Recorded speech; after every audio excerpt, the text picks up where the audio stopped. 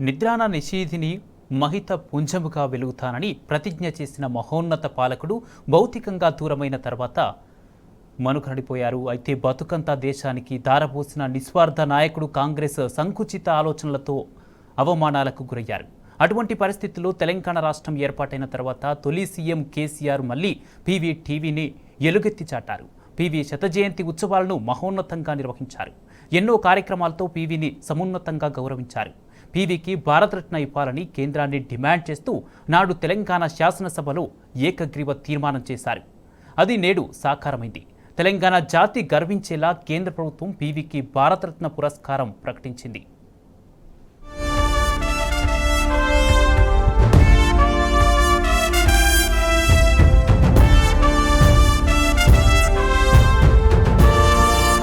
ఈ నిద్రాణ నిశీది మహిత జాగృతి పుంజమగు వెలుగుటే నా తపస్సు, వెలిగించుటయే నా ప్రతిజ్ఞ.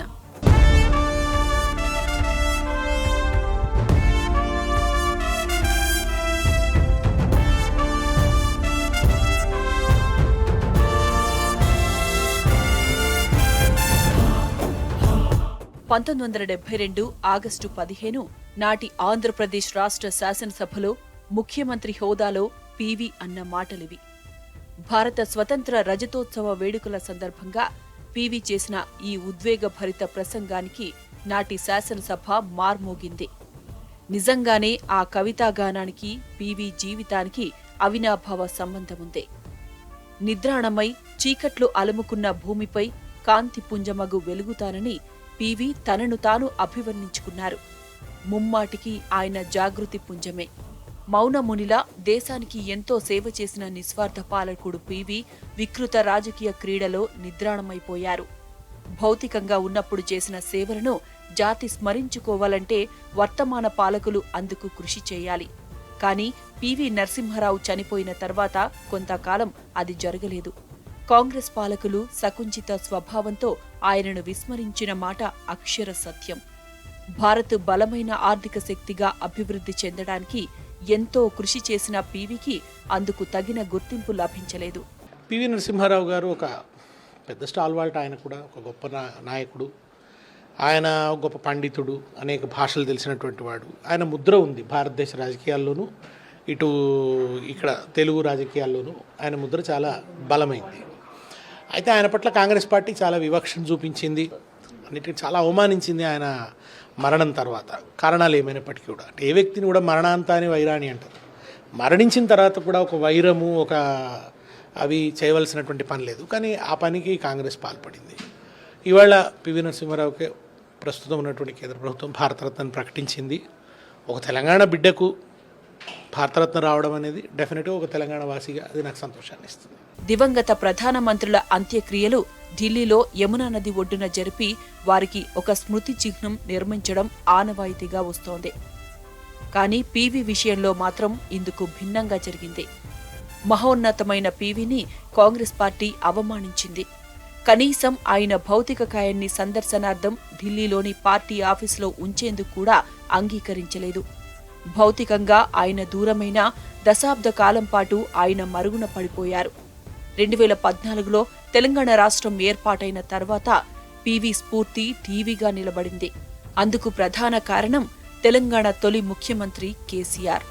తెలంగాణ బిడ్డ, దక్షిణాది నుంచి తొలిసారి ప్రధాని పదవికి ఎన్నికైన రాజనీతిజ్ఞుడు, నూతన ఆర్థిక సంస్కరణల సారథి, అరుదైన దౌత్యనీతి కోవిదులు, బహుభాషావేత్త, దేశ ప్రగతికి ఉజ్వలమైన దారులు నిర్మించిన మహోన్నత దార్శనికుడు, భారత రాజకీయాలలో మేరునగ ధీరుడు, అసాధారణ ప్రజ్ఞాశాలి శ్రీ పాములపర్తి వెంకట నరసింహారావు గారికి మరణానంతరం భారతరత్న పురస్కారం ఆయన శత జయంతి ఉత్సవాల సందర్భంగా ప్రకటించాలని పార్లమెంటు ప్రాంగణంలో ఆ మహనీయుని విగ్రహాన్ని, చిత్తరువును ప్రతిష్ఠించాలని హైదరాబాద్ కేంద్రీయ విశ్వవిద్యాలయానికి శ్రీ పివి నరసింహారావు గారి పేరు పెట్టాలని కేంద్ర ప్రభుత్వానికి విజ్ఞప్తి చేస్తూ తెలంగాణ శాసనసభ ఏకగ్రీవంగా తీర్మానం చేస్తున్నది. తెలంగాణ జాతి గర్వించే నాయకుడు, దేశానికి ఎనలేని సేవలందించిన సంస్కరణల ప్రధాని పీవీ ఖ్యాతిని నేటి తరానికి పరిచయం చేసింది గత బీఆర్ఎస్ ప్రభుత్వమే. తెలంగాణ తొలి ముఖ్యమంత్రిగా కేసీఆర్ అవకాశం వచ్చిన ప్రతిసారి పీవీకి సముచిత గౌరవం కల్పిస్తూ నిర్ణయాలు తీసుకున్నారు. ఆయన సేవలకు గుర్తుగా అనేక కార్యక్రమాలు నిర్వహించారు. దేశ రాజధాని హస్తినాలో ఎక్కడైతే పీవీని అవమానించారో అక్కడే పీవీ గొప్పతనాన్ని ఎలుగెత్తి చాటారు కేసీఆర్. పీవీ అంటే తెలంగాణకే కాదు భారతదేశానికే టీవీ అని అతని వర్ధంతి వేడుకల సందర్భంగా చాటి చెప్పారు. తెలంగాణకు సంబంధించిన వివిధ రంగాల్లో ఉన్న ప్రముఖులను గౌరవించుకోవాలన్నది తెలంగాణ ఉద్యమం ఇచ్చినటువంటి ఒక కోణం. పివి నరసింహారావు గారు భాషకు చేసినటువంటి సేవ గురించి కూడా ఆయన పదే పదే చెప్పినారు. కనుక వేరే ఏవి ఎటుంచినా కానీ తెలంగాణకు సంబంధించిన వాళ్ళు ఎవరు గొప్ప ఘనతను సాధించిన వాళ్ళ గొప్ప గౌరవం దక్కిన తెలంగాణ కేసీఆర్ గారు సంతోషిస్తారు, దాన్ని కోరుకుంటారు. దాంట్లో భాగంగానే ఆయన పివి నరసింహారావు గారి సంబంధించిన గౌరవాన్ని కూడా ఆయన డిమాండ్ చేశారు. అది ఇవాళ నెరవేరినందుకు సంతోషం. దివంగత మాజీ ప్రధాని పివి నరసింహారావుకు సముచిత గౌరవం కల్పించింది గత బీఆర్ఎస్ ప్రభుత్వం. తెలంగాణకు సంబంధించిన వ్యక్తి కావడంతో పివి రాజకీయ సేవలను చిరస్మరణీయం చేసిందే.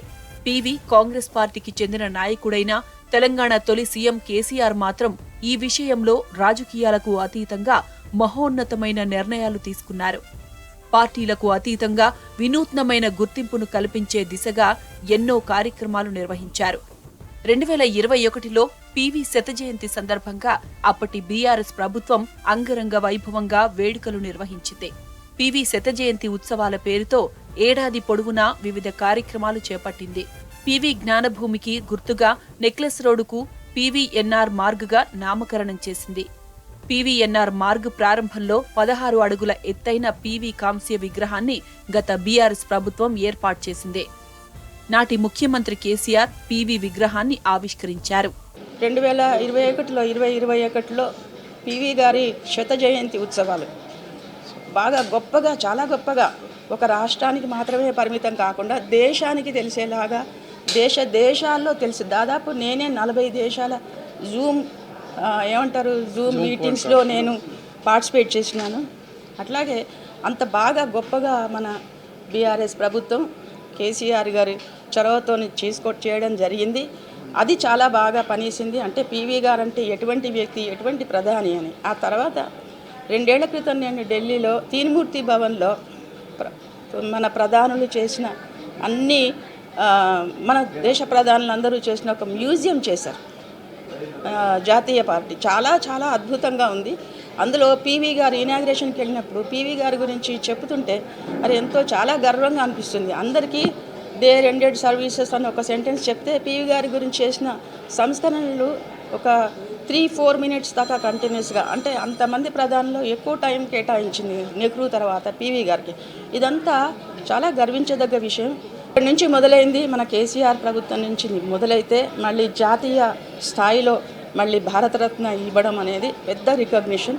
ప్రభుత్వం గతంలో ఉన్నప్పుడు పివి గారి శత జయంతి ఉత్సవాలను కూడా ఘనంగా నిర్వహించడం, నెక్లెస్ రోడ్కు పివి మార్గ్ అనే పేరు పెట్టడం కానీ, అక్కడ పివి నరసింహారావు గారి విగ్రహాన్ని పెట్టడం కానీ, వారి సేవల్ని, వారి కీర్తిని, వారి ఖ్యాతిని ప్రపంచానికి తెలియజెప్పే విధంగా అనేక రచనల్ని, అనేక కార్యక్రమాలను కూడా ప్రజల్లోకి తీసుకొని పోవడం జరిగింది.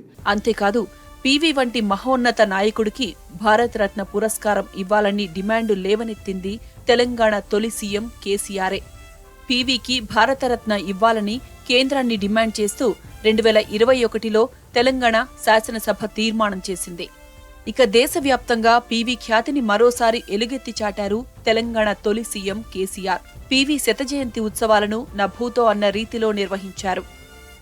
పల్లె నుంచి పట్నం దాకా ప్రతి ఒక్కరూ పివిని స్మరించుకునేలా కార్యక్రమాలు చేపట్టారు.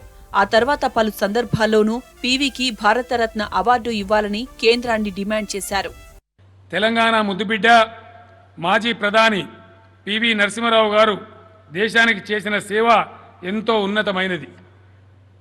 దానికి భారతదేశ ఖ్యాతిని జగద్విదితం చేయడంలో పివి చేపట్టిన విధానాలు, సంస్కరణలు సాటి లేనివి. నేటి తరానికి ఆయన సేవలు గుర్తుండే విధంగా శ్రీ పివి నరసింహారావు గారి జయంతి ఉత్సవాలను ప్రభుత్వం దేశ విదేశాలలో ఘనంగా నిర్వహించింది. హుస్సేన్ సాగర్ తీరంలో శ్రీ పివి గారి నిలువెత్తు విగ్రహాన్ని ఆవిష్కరించడంతో పాటు ఆ రహదారికి పివి మార్గ్గా నామకరణం చేసింది. శ్రీ పివి నరసింహారావు గారికి భారతరత్న ప్రకటించాలని శాసనసభలో ఏకగ్రీవంగా తీర్మానించి కేంద్ర ప్రభుత్వానికి పంపించడం జరిగింది. మొత్తంగా పీవీకి భారతరత్న పురస్కారం ప్రకటించడం పట్ల యావత్ తెలంగాణ జాతి గర్విస్తోంది. నిక్కమైన రాజనీతిజ్ఞుడు పీవీని భారతరత్న అవార్డు వరించడం వెనుక తెలంగాణలోని గత బీఆర్ఎస్ ప్రభుత్వ కృషి ఉంది అనడంలో సందేహమే లేదు. బహుముఖ ప్రజ్ఞావంతులు, బహుభాషా కోవిదులు, సంస్కరణవాదిగా తెలుగు జాతి ఖ్యాతిని ఖండాంతరాలు దాటించిన వ్యక్తి పివి నరసింహారావు. ఎవరెస్టు శిఖరం లాంటి ఆయన మహోన్నత వ్యక్తిత్వం ఆయన గతించిన దశాబ్దాల తర్వాత కూడా అంతే ఠీవీగా నిలబడింది. బహుముఖ ప్రజ్ఞాశాలి, బహుభాషా కోవిదుడు, దేశ ఆర్థిక సంస్కరణల రూపశిల్పి, తెలంగాణ ఖ్యాతిని ఖండాంతరాలకు చాటిన మహామేధావి పాములపర్తి వెంకట నరసింహారావు. భారతదేశ రాజకీయ చరిత్రలో సంస్కరణల ప్రధానిగా పేరుగాంచిన వైవిధ్యమైన పాలకుడు. మౌనమునిగా భారతదేశానికి ఎనలేని సేవలు చేసిన మహోన్నత నాయకుడు. తెలంగాణ టీవీగా పేరుగాంచిన పీవీని ఇప్పుడు భారతదేశ అత్యున్నత పురస్కారం వరించింది. తెలంగాణ జాతి గర్వించేలా కేంద్ర ప్రభుత్వం పీవీకి భారతరత్న పురస్కారం ప్రకటించింది.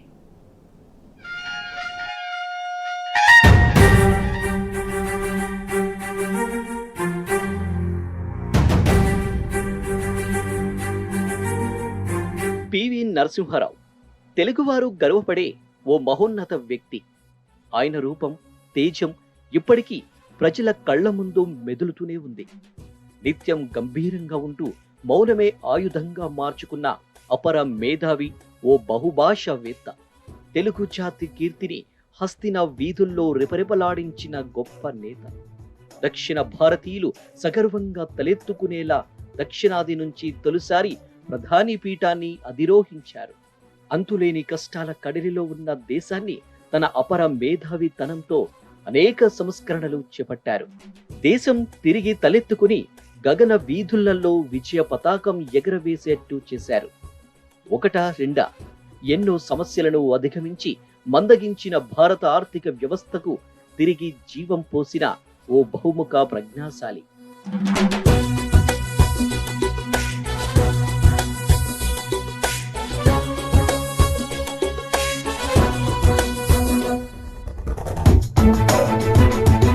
తెలంగాణలోని వరంగల్ జిల్లా నర్సంపేట మండలం లక్నపల్లి గ్రామంలో 1921 జూన్ 28న రుక్మాబాయి సీతారామరావు దంపతులకు పివి జన్మించారు. వరంగల్ జిల్లాలోనే ప్రాథమిక విద్య మొదలుపెట్టారు. తరువాత పూర్వపు కరీంనగర్ జిల్లా భీమదేవరపల్లి మండలం వంగర గ్రామానికి చెందిన పాములపర్తి రంగారావు రుక్మిణమ్మలు పివిని దత్తత తీసుకోవడంతో అప్పటి నుంచి పాములపర్తి వెంకట నరసింహారావు అయ్యారు. 1938లో హైదరాబాద్ రాష్ట్ర కాంగ్రెస్ పార్టీలో చేరి నిజాము ప్రభుత్వ నిషేధాన్ని ధిక్కరిస్తూ వందే మాతరం గేయాన్ని పాడారు. దీంతో తాను చదువుకుంటున్న ఉస్మానియా విశ్వవిద్యాలయం నుంచి అతన్ని బహిష్కరించారు. అనంతరం ఓ మిత్రుడి సాయంతో నాగపూర్ విశ్వవిద్యాలయంలో చేరి 1940 నుంచి 1944 వరకు న్యాయశాస్త్రం చదివారు. అనంతరం స్వతంత్రోద్యమంలోనూ హైదరాబాద్ విముక్తి పోరాటంలోనూ పాల్గొన్నారు. బూర్గుల శిష్యుడిగా కాంగ్రెస్ పార్టీలో చేరి అప్పటి యువ కాంగ్రెస్ నాయకులు మర్రి చెన్నారెడ్డి, శంకర్రావు చవాన్, వీరేంద్ర పాటిల్తో కలిసి పనిచేశారు.